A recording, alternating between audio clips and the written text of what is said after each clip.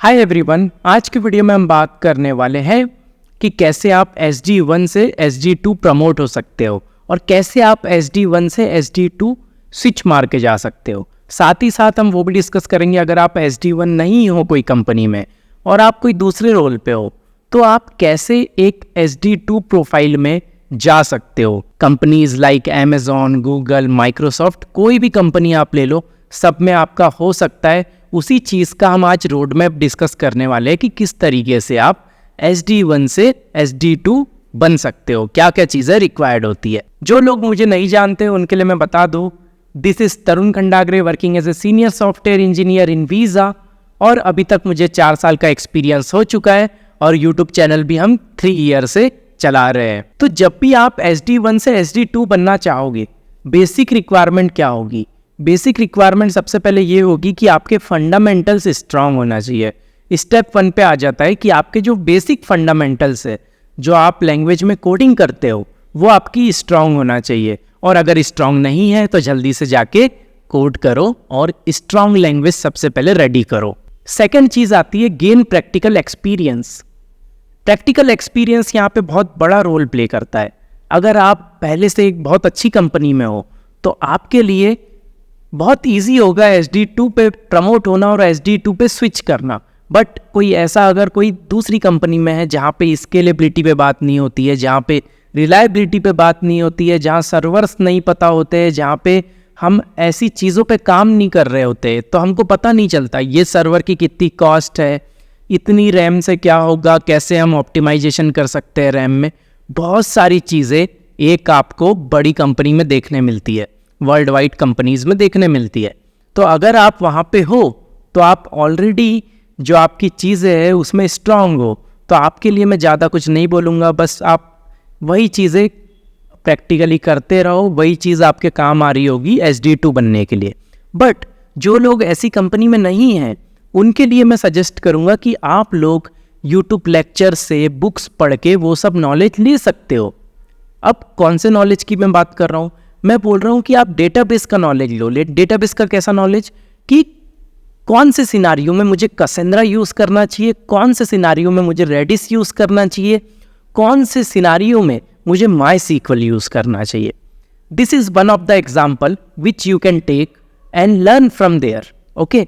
और second example अगर मैं लूँ तो वही चीज़ आ जाती है माइक्रो सर्विस आर्किटेक्चर पे। बहुत सारी कंपनीज मोनोलिथिक आर्किटेक्चर पे वर्क करती है। बट आप जब SD2 रोल पे जाते हो और कोई ऐसी कंपनी में जाते हो जो वर्ल्ड वाइड ऑपरेट हो रही है, तो वहाँ पे माइक्रो सर्विस का रोल बहुत बड़ा होता है।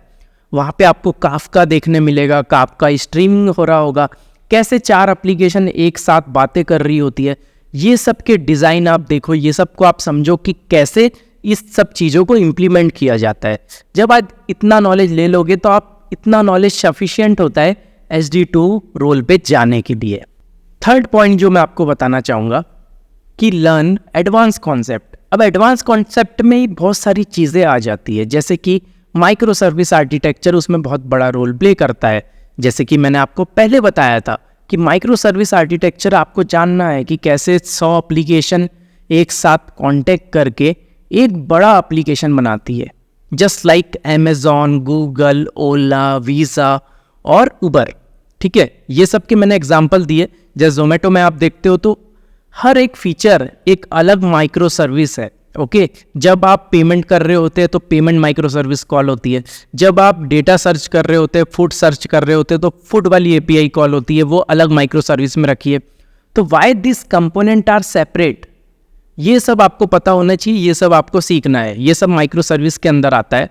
ठीक है, ये सब चीज़ों का आपको नॉलेज होना चाहिए। साथ साथ में आपको काफका भी पढ़ना पड़ेगा, आपको अलग अलग डेटाबेस भी साथ में पढ़ना होगा। यही सब एडवांस कॉन्सेप्ट के अंदर आपके आएंगे। और साथ ही साथ लोड बैलेंसिंग और कैशिंग मैकेनिज्म, ये सब पढ़ना मत भूलना। और स्टेप 4 जो मैं बताने वाला हूँ वो बहुत ही कॉमन स्टेप है जो हम सभी को करना होता है। वो है कि improve problem solving. Problem solving में आ जाता है आपका डेटा स्ट्रक्चर एंड एल्गोरिथम। तो मैं यहाँ पे मान के चल रहा हूँ कि अगर आप SD1 ऑलरेडी हो तो आपको डेटा स्ट्रक्चर आता है, और अगर आप SD2 बनना भी चाहते हो तो आपको डेटा स्ट्रक्चर सीखना होगा। डेटा स्ट्रक्चर सीखने के लिए मैं प्लेटफॉर्म आपको बता देता हूँ जो बेस्ट प्लेटफॉर्म है ऑल ओवर द वर्ल्ड, वो है लीड कोड। लीड कोड पे जाके आप प्रैक्टिस कर सकते हो अलग अलग टॉपिक्स की, अलग अलग सेक्शंस की, और साथ ही साथ में आप डेली चैलेंजेस भी वहाँ पे अप्लाई कर सकते हो, दे सकते हो। और कुछ और नाम से, जैसे आपको बेसिक कॉन्सेप्ट सीखना है तो आप GFG बहुत अच्छी वेबसाइट है, और आप हमारे यूट्यूब चैनल पे DSA की सीरीज भी देख सकते हो। जब आपकी इतनी सारी चीज़ें हो जाती है तो लास्ट स्टेप बचता है प्रिपेयर फॉर इंटरव्यूज़। अब इंटरव्यूज़ के लिए ये जो मैंने स्टेप्स आपको बताई है, ये सब ज़रूरी है। जब आपकी ये सब स्टेप्स कंप्लीट हो जाए, that's means you are ready for the interview. फिर आपको इंटरव्यू में बैठना है, इंटरव्यू देख के देखना है कि मुझे कितना आता है, मुझे कितना बन रहा है। साथ ही साथ में आप मेंटर से मेंटरशिप ले सकते हो कि यार पूछ लो किसी से कि यार आप मेरा इंटरव्यू लो। जो बड़ी कंपनी में वो आपको बता देंगे कि ये चीज़ भी पढ़ लो, ऐसा भी कर लो, वैसा भी कर लो। और साथ ही साथ हमने भी वीडियो बना के रखे तो आप वहाँ से भी देख सकते हो। एट द एंड मैं यही कहूँगा आपसे कि जो लोग पहले से SD1 होते हैं बड़ी कंपनीज में, उनके लिए बहुत आसान होता है SD2 बनना, because they already know the system. But जो लोग बाहर से SD2 बनना चाह रहे हैं, उनको बुक्स पढ़ना होगा। कौन सी books? Design data intensive applications, वो बुक आप पढ़ो। उसमें भी बहुत अच्छा दिया हुआ है कि कैसे डेटाबेस इंटरनली कॉल करता है, कैसे डेटाबेस इंटरनली वर्क करता है, कैसे काफका वर्क करता है, कैसे कैचिंग होती है, कैसे कौन सा डेटाबेस कब कौन से सिनारियो में ज़रूरी होता है। ये सब चीज़ों के बारे में पढ़ो। सिस्टम डिज़ाइन में आपको सीखने मिल जाएगा कि कैसे कॉस्ट ऑप्टिमाइज़ की जाती है, कितने सर्वर की कितनी कॉस्ट होगी, कैसे आपको अजम्पशन करके निकालना होता है। ये सब आप वहाँ पे सीख जाओगे। साथ ही साथ में लोड डिस्ट्रीब्यूशन की चीज़ें भी आपको देखना होगा उसके साथ में। और एट द एंड जो मेन चीज़ है माइक्रो सर्विस, वो भी आपको पढ़ना पड़ेगा। ये सब चीज़ें अगर आप कर लेते हो विद DSA, ओके, तो you are the best person to be promoted और सेलेक्टेड फॉर SD2 रोल। और SD2 रोल की जो रिस्पॉन्सिबिलिटी होती है, वो लोग डिज़ाइन कर रहे होते हैं, वो लोग high level design as well as low level design कर रहे होते हैं, ओके। साथ ही साथ में कोड भी लिख रहे होते हैं, साथ ही साथ में मेंटरशिप भी कर रहे होते हैं विद जूनियर्स। जो SD1 होते हैं उनको मेंटर कर रहे होते हैं, अगर कोई एरर में फंसा तो उसका सॉल्व करवा रहे होते हैं। ऐसी सभी चीज़ SD2 करते हैं, ओके। तो होपफुली आपको वीडियो में मज़ा आया होगा। अगर आपको कोई भी डाउट हो रहा है, ओके, कि कैसे आपको SD1 से SD2 पे स्विच करना है या ट्रांजिशन करना है, तो आप लोग हमारा टेलीग्राम ग्रुप ज्वाइन कर सकते हो। वहाँ पे आप क्वेरीज लिख सकते हो, मैं डेफिनेटली आपकी रिप्लाई कर रहा हूँ एक एक क्वेरीज पे।